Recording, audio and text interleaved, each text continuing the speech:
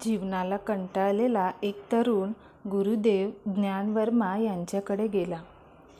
गुरुदेवांपुढे आपली व्यथा मांडताना तो त्यांना म्हणाला, गुरुजी, मी या जीवनाला खूपच कंटाळलोय. जिकडे पाहावं तिकडे कलह, घरीदारी कटकटी. या जगात कसं जगावं हेच कळत नाही. तुम्ही मला काहीतरी मार्ग दाखवा. जीवन आनंदानं जगता येईल असा एखादा मंत्र द्या. गुरुदेव म्हणाले, मुला, जोपर्यंत ईश्वराने जीवन दिले आहे, जोपर्यंत श्वास चालू आहे, तोपर्यंत ईश्वराच्या इच्छेत जगावं. गुरुदेवांच्या बोलण्याचा अर्थ त्या तरुणाला काही कळला नाही. त्याची संभ्रमित स्थिती पाहून गुरुदेव त्याला म्हणाले, तू एक काम कर. उद्या सकाळी भल्या पहाटे उठून नदीवर जा. तेथे रामघाटावर एक मोठा दगडी स्तंभ आहे. नदीवर स्नान करून स्तंभाची पूजा कर आणि खूप खूप स्तुतीही कर. तो तरुण गुरुदेवांनी सांगितल्याप्रमाणे नदीवर गेला. त्याने मनोभावे स्तंभाची पूजा केली आणि स्तुतीही केली. त्यानंतर तो गुरुदेवांकडे आला. गुरुदेव म्हणाले, झाली स्तंभाची पूजा? छान.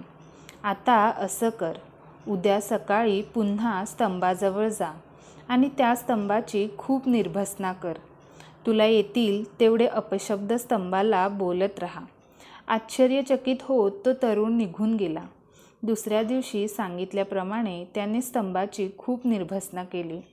सुमारे तासभर जेवढं वाईट साईड बोलता येईल तेवढं बोलत राहिला. त्यानंतर तो पुन्हा गुरुदेवांकडे आला. गुरुदेव म्हणाले, आलास? छान.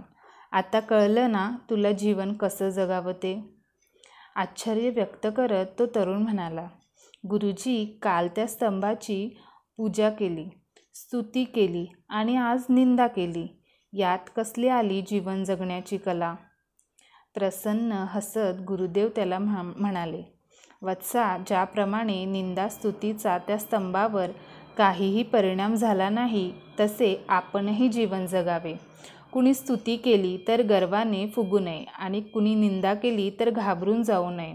कुणाच्या स्तुतीने तुझे सत्कर्म वाढणार नाहीत किंवा निंदाद्वेष याने सद्गुणांचे दुर्गुणात परिवर्तन होणार नाही. म्हणून स्वतःला ओळखावे. दुःखी कष्टी न होता निर्लेप जीवन जगावे. हीच तर जीवन जगण्याची कला आहे.